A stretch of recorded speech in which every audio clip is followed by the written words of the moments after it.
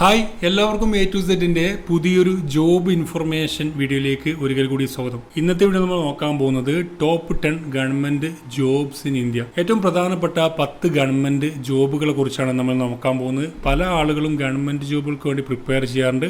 ചില ആളുകൾ PSC പരീക്ഷകൾക്ക് വേണ്ടി മാത്രം പ്രിപ്പയർ ചെയ്യുന്ന ആളുകളുണ്ട്.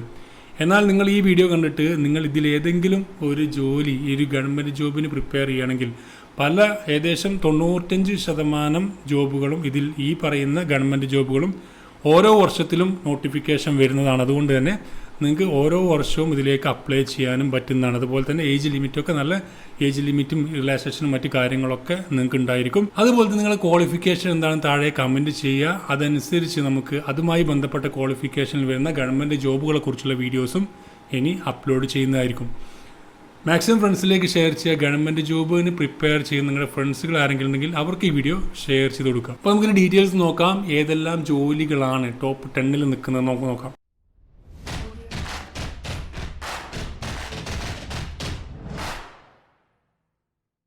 അപ്പോൾ ഗവൺമെൻറ് ജോബ് എല്ലാവരും ആഗ്രഹിക്കുന്നത് ജോബ് സെക്യൂരിറ്റി, അതുപോലെ ഗുഡ് സാലറി, പിന്നെ പെൻഷൻ ബെനിഫിറ്റ്, മറ്റുള്ള സെൻട്രൽ ഗവൺമെൻറ്റെയും സ്റ്റേറ്റ് ഗവൺമെൻറ്റെയും ബെനിഫിറ്റുകളൊക്കെ കിട്ടുന്നത് കൊണ്ട് തന്നെയാണ് ഒരു സെക്യൂരിറ്റി എന്ന നിലക്കാണ് ഗവൺമെൻറ് ജോബിന് എല്ലാവരും നോക്കുന്നത്. നമ്മൾ ആദ്യത്തെ ജോബിലേക്ക് വരികയാണെങ്കിൽ IAS ഓഫീസർ എന്ന് പറയുന്ന ഗവൺമെൻറ് ജോബാണ് അല്ലേ. എല്ലാവർക്കും ഇഷ്ടപ്പെടുന്ന ഒരു ഗവൺമെൻറ് ജോബാണ് കളക്ടർ ആവുക എന്നുള്ളത്. അപ്പോൾ IAS ഓഫീസർ നിങ്ങൾക്ക് ആവണമെന്നുണ്ടെങ്കിൽ നിങ്ങൾ എക്സാം എഴുതണം. UPSC സിവിൽ സർവീസ് എക്സാമിനേഷൻ ആദ്യം എഴുതണം. അത് പ്രിലിമിനറി എക്സാം ഉണ്ട്, പിന്നെ അതിനുശേഷം മെയിൻ എക്സാം ഉണ്ട്, ഇൻ്റർവ്യൂ ഉണ്ട്. പെട്ടെന്ന് കിട്ടുന്ന സംഭവമല്ല. നിങ്ങൾ നന്നായിട്ട് പ്രാക്ടീസ് ചെയ്ത് നല്ല രീതിയിൽ പ്രാക്ടീസ് നിങ്ങൾക്ക് ഉണ്ടെങ്കിൽ കിട്ടാവുന്ന അല്ലെങ്കിൽ നേടാൻ പറ്റുന്ന ഒരു തസ്തിക, ഒരു ജോബ് തന്നെയാണ് IAS എന്ന് പറയുന്നത്. അപ്പോൾ UPSC സിവിൽ സർവീസ് എക്സാമിനേഷനാണ്. ഈ എക്സാം എന്ന് പറയുന്നത് ഇത് UPSC നടത്തുന്ന യൂണിയൻ പബ്ലിക് സർവീസ് കമ്മീഷൻ നടത്തുന്ന ഒരു എക്സാമാണ്. ഇതിലേക്ക് ഏത് ഡിഗ്രി ഉള്ളവർക്കും അപ്ലൈ ചെയ്യാൻ പറ്റും. അതുപോലെ തന്നെ ഇതിലേക്ക് ഓരോ വർഷവും UPSC വിളിക്കുന്നതാണ്. പ്രിലിമിനറി എക്സാമിന് വിളിക്കും. അതുപോലെ തന്നെ ഇതിൽ നിങ്ങൾക്ക് ഏകദേശം SC STക്ക് അൺലിമിറ്റഡ് ആയിട്ട് ഈ അറ്റംപ്റ്റ് നടത്താം. ഇനി OBC ആണെങ്കിൽ 9, ജനറൽ ആണെങ്കിൽ 6, ആ രീതിയിലൊക്കെ നിങ്ങൾക്ക് ഈ UPSCയുടെ സിവിൽ സർവീസ് എക്സാമിനേഷന് നിങ്ങൾക്ക് അറ്റൻഡ് നടത്താൻ പറ്റുന്നതാണ്. സാലറി ഏകദേശം 56,100 മുതൽ 2,50,000 വരെ ആയിരിക്കും ശമ്പള സ്കെയിൽ പറയുന്നത്. ബെനഫിറ്റ് ഇതിലേക്ക് ഒരുപാട് ബെനഫിറ്റ് ഉണ്ട്. ഗവൺമെൻറ് ബംഗ്ലാവ്, അതുപോലെ കാർ വിത്ത് ഡ്രൈവർ, ജോബ് സെക്യൂരിറ്റി, പിന്നെ പവർ ആൻഡ് റെസ്പെക്റ്റ്. നല്ലൊരു സമൂഹത്തിൽ നല്ലൊരു നിലവാരമുള്ളൊരു ജോലി തന്നെയാണ് IAS എന്ന് പറയുന്നത്. അപ്പോൾ അതിലേക്ക് നിങ്ങൾക്ക് ഓരോ വർഷവും UPSC വിളിക്കുന്നുണ്ട്. അതിന് പ്രിപ്പയർ ആയിട്ടിരിക്കുക. ഇതിലേക്ക് നിങ്ങൾക്ക് അപ്ലൈ ചെയ്യണമെങ്കിൽ നിങ്ങൾ ഇപ്പോൾ തന്നെ തയ്യാറായിട്ടിരിക്കുക. നിങ്ങൾ ഇതിൻ്റെ ഈ ഒരു പഠനമൊക്കെ സ്റ്റാർട്ട് ചെയ്ത് കഴിഞ്ഞാൽ നിങ്ങൾക്ക് ഇത് വിളിക്കുമ്പോൾ തന്നെ നോട്ടിഫിക്കേഷൻ അപ്ലൈ ചെയ്ത് കോച്ചിങ് ഒക്കെ ചെയ്ത് ഇതിലേക്ക് അപ്ലൈ ചെയ്യാൻ പറ്റും. പിന്നെ IPS ഓഫീസറാണ്. ഈ IPS ഓഫീസർ രണ്ടാമത് വരുന്ന IPS ഓഫീസറാണ്. അതും UPSCയുടെ സിവിൽ സർവീസ് എക്സാമിനേഷൻ വഴിയാണ്. അതിലേക്കും എനി ഡിഗ്രിയാണ്. നിങ്ങൾക്ക് ഏത് ഡിഗ്രി, റെഗുലർ ഡിഗ്രി ആവണമെന്നുള്ളൂ. ഏത് ഡിഗ്രി ഉള്ളവർക്കും അപ്ലൈ ചെയ്യാൻ പറ്റും. 56,100 മുതൽ 2,25,000 വരെ ആയിരിക്കും നിങ്ങൾക്ക് മാസ ശമ്പളം. ബെനിഫിറ്റ് പോലീസ് ക്വാർട്ടേഴ്സ്, അതുപോലെ car and security, power and status ഒക്കെ ഈ ഒരു ജോലിക്ക് ലഭിക്കും. അപ്പോൾ IAS ഓഫീസർ, IPS ഓഫീസർ രണ്ടും സിവിൽ സർവീസ് എക്സാമിനേഷൻ വഴിയാണ് ആളുകൾ കാൻഡിഡേറ്റ്സിനെ റിക്രൂട്ട് ചെയ്യുന്നത്.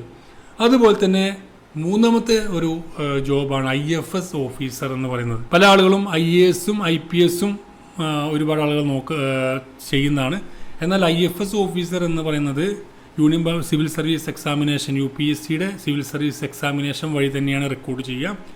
അതിലേക്കും എനി ഡിഗ്രിയാണ്. ഏത് ഡിഗ്രി ഉള്ളവർക്കും ഇതിലേക്ക് അപ്ലൈ ചെയ്യാം. സിവിൽ സർവീസ് എക്സാമിനേഷനാണ്. IFS category, Indian foreign service എന്നാണ് ഇതിൻ്റെ പേര്. അതുപോലെ സാലറി 60,000 മുതൽ 2,50,000 വരെ ആയിരിക്കും പെർ മന്ത് ലഭിക്കുന്ന വേതനം. അതോടുകൂടി തന്നെ ഫോറിൻ അലവൻസും കൂടി ലഭിക്കുന്നതാണ്. IFS ഓഫീസർ ആവുന്നവർക്ക് ഫോറിൻ അലവൻസും ലഭിക്കും. അത് ഈ വിദേശത്തൊക്കെ കേന്ദ്ര സർക്കാരിൻ്റെ നമ്മുടെ സർക്കാരിൻ്റെ കീഴിൽ വിദേശത്ത് ജോലി നേടാൻ ആഗ്രഹിക്കുന്ന ആളുകളുണ്ടെങ്കിൽ IFS ട്രൈ ചെയ്താൽ മതി. അതിലേക്ക് ഫോറിൻ കൺട്രികളിലായിരിക്കും മിക്കവാറും നിങ്ങൾക്ക് പോസ്റ്റിങ്ങൊക്കെ ലഭിക്കുക. അതുപോലെ ഇതിലേക്ക് ഹൈ സാലറി, മറ്റ് കാര്യങ്ങളും എല്ലാ അലവൻസും മറ്റ് കാര്യങ്ങളൊക്കെ ലഭിക്കും. അതുപോലെ നിങ്ങൾക്ക് ഒരു ഇൻ്റർനാഷണൽ എക്സ്പോസറും കിട്ടുന്നതാണ്. അപ്പോൾ IFS ഓഫീസർ ആവാനും സിവിൽ സർവീസ് UPSCയുടെ സിവിൽ സർവീസ് എക്സാമിനേഷനാണ് നിങ്ങൾ ട്രൈ ചെയ്യേണ്ടത്. അപ്പോൾ ഈ മൂന്ന് ജോലികൾക്കും IAS, IPS, IFS എക്സാമുകൾ ജോലികൾക്ക് നിങ്ങൾ ചെയ്യേണ്ടത് എന്ത് ചെയ്യാൻ പറ്റും, ഈ UPSCയുടെ സിവിൽ സർവീസ് എക്സാമിനേഷൻ പാസ്സായിരുന്നാൽ മതി. അത് നിങ്ങൾക്ക് ഏത് ഡിഗ്രി ഉള്ളവർക്കും അപ്ലൈ ചെയ്യാൻ പറ്റും എന്നും കൂടി ഓർത്തിരിക്കുക. അപ്പോൾ ഇതിലേക്ക് അപ്ലൈ ചെയ്യാൻ നിങ്ങൾ ഈ മൂന്നിൻ്റെയും സിലബസ് സെയിം ആയിരിക്കും, പ്രിലിമിനറി എക്സാം ആയിരിക്കും ഉണ്ടായിരിക്കാം.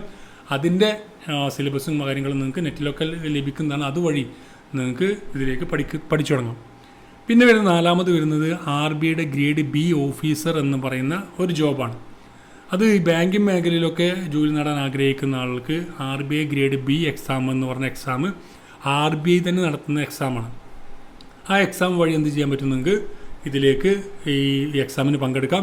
അതിലേക്ക് വേണ്ട ക്വാളിഫിക്കേഷൻ പറയുന്നത് എനി ഡിഗ്രിയാണ്. ഏത് ഡിഗ്രി ഉള്ളവർക്കും 60% മാർക്ക്, നിങ്ങൾക്ക് മിനിമം 60% മാർക്കോട് കൂടിയിട്ടുള്ള ഏതെങ്കിലും ഒരു ഡിഗ്രി ഉണ്ടെങ്കിൽ ഈ ഒരു RBI ഗ്രേഡ് B എക്സാമിന് നിങ്ങൾക്ക് അപ്ലൈ ചെയ്യാം.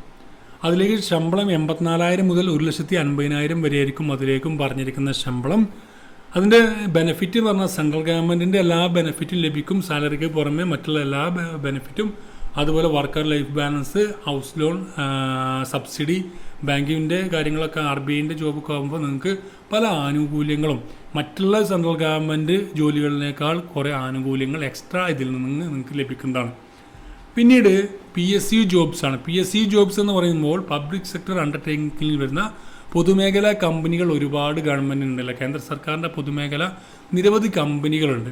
ആ കമ്പനികളിൽ ഏതെങ്കിലും നിങ്ങൾക്ക് ജോലി നേടാൻ ആഗ്രഹിക്കുന്ന ആളെങ്കിൽ നിങ്ങൾ ചെയ്യേണ്ടത് 2 കാര്യങ്ങളാണ്. ഒന്നാമത് നിങ്ങൾക്ക് ഗേറ്റ് എക്സാം വഴി ഒരു സ്കോറ് ഉള്ളവർക്ക് ഗേറ്റ് വഴിയാണ് റിക്രൂട്ട്മെൻറ്റ് നടത്തുക.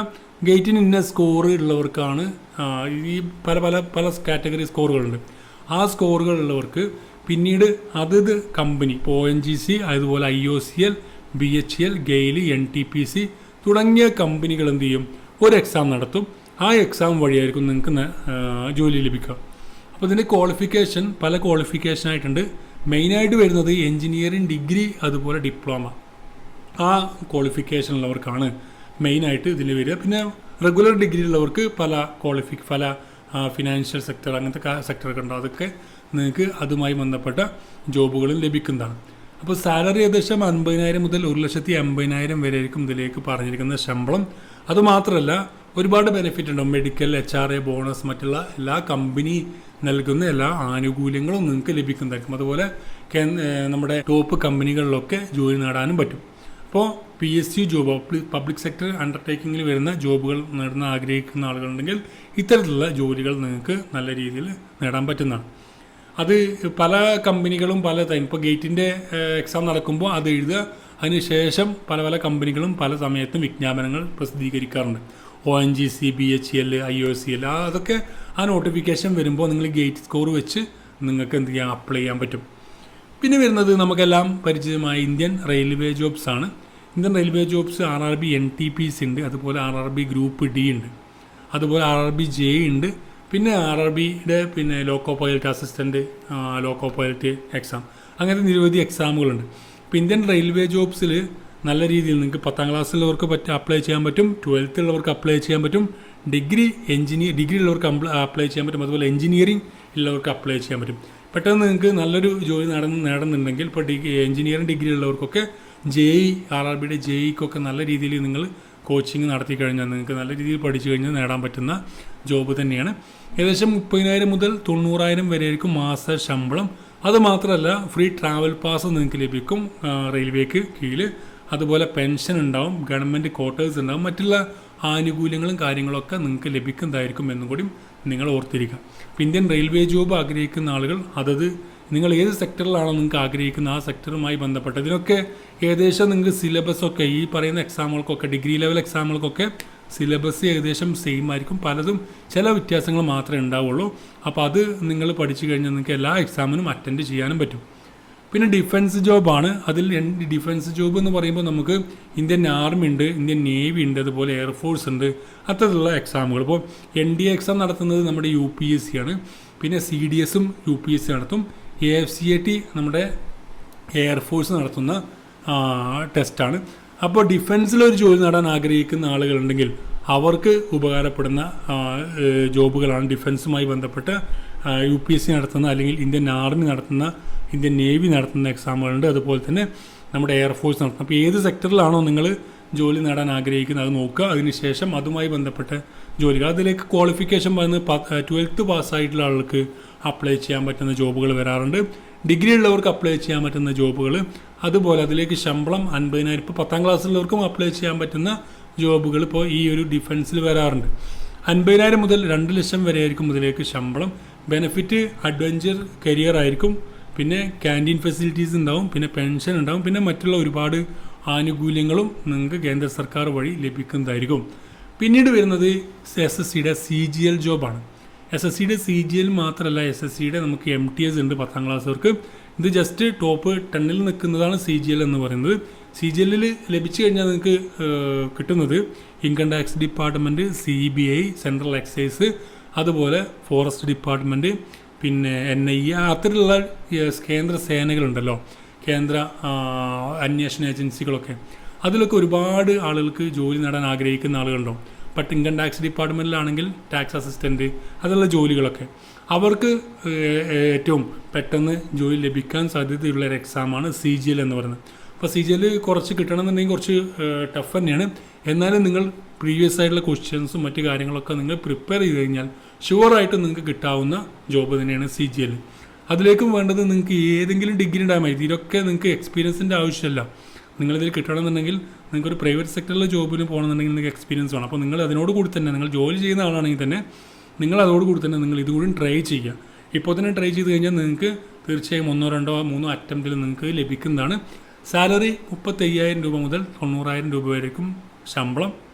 അതിൽ മെയിനായിട്ട് നമ്മൾ കേന്ദ്ര സർക്കാരിൻ്റെയൊക്കെ ജോലികളും അതുപോലെ സെൻട്രൽ ഈ ഡിപ്പാർട്ട്മെൻറ്റിലൊക്കെ ജോലികളും മെയിനായിട്ട് സാലറി മാത്രമല്ല, നമുക്ക് ഒരുപാട് ബെനിഫിറ്റുകളും അതുപോലെ തന്നെ നമുക്ക് കാര്യങ്ങളൊക്കെ, നമുക്ക് ഒരു പവറും കാര്യങ്ങളൊക്കെ ലഭിക്കും അല്ലേ.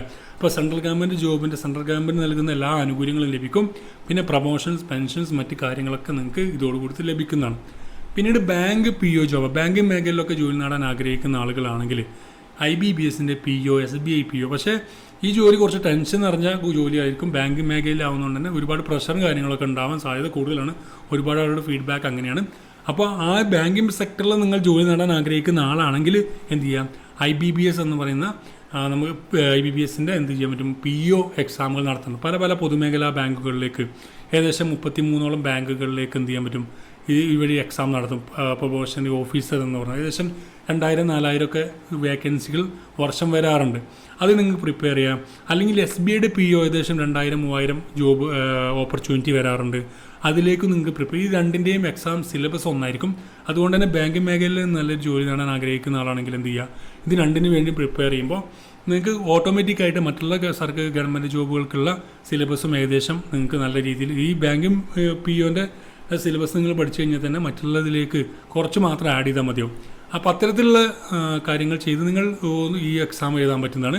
അതിലേക്കും വേണ്ട എനി ഡിഗ്രിയാണ്, ഏതെങ്കിലും ഡിഗ്രി ഉണ്ടെങ്കിൽ ഇതിലേക്ക് അപ്ലൈ ചെയ്യാൻ പറ്റും. 40,000 മുതൽ 1 ലക്ഷം വരെ ശമ്പളം ഉണ്ടാവും. അതിലേക്ക് ഇൻസെൻറ്റീവ്, അതുപോലെ ലോൺസിൻ്റെ കാര്യങ്ങളൊക്കെ നിങ്ങൾക്ക് ചെറിയ ഇൻട്രസ്റ്റ് റേറ്റിൽ ലോൺസും മറ്റു കാര്യങ്ങളൊക്കെ അവൈലബിൾ ആയിരിക്കും, ബെനിഫിറ്റ്. പിന്നീട് വരുന്നത് സ്റ്റേറ്റ് ഗവൺമെൻറ് ജോബാണ്. PSC എക്സാമുകൾ, ഉദാഹരണത്തിന് കേരള PSC, അത്തരമുള്ള എക്സാമുകൾ സ്റ്റേറ്റ് നടത്തുന്ന എക്സാമുകളാണ്. അതിൻ്റെ ക്വാളിഫിക്കേഷൻ നമുക്ക് തന്നെ അറിയാം. PSC ഒക്കെ വിളിക്കുന്നത് ഇപ്പോൾ 7ാം ക്ലാസ് മുതൽ 10ാം ക്ലാസ്, +2 ഡിഗ്രി ഉള്ളവർക്കൊക്കെ അപ്ലൈ ചെയ്യാൻ പറ്റുന്ന ജോബുകളുണ്ടല്ലേ. ഏകദേശം 20,000 മുതൽ 80,000 വരെ. ഇതിൻ്റെ ഒരു ഡ്രോബാക്ക് അല്ലെങ്കിൽ പ്രശ്നം എന്ന് പറയുന്നത് നമ്മുടെ PSCൻ്റെ കാര്യത്തിലേക്ക് വരികയാണെങ്കിൽ തന്നെ ഇതിലേക്ക് 3 വർഷം കൂടുമ്പോഴായിരിക്കും ചിലപ്പോൾ ഇതിൻ്റെ നോട്ടിഫിക്കേഷൻ വരിക.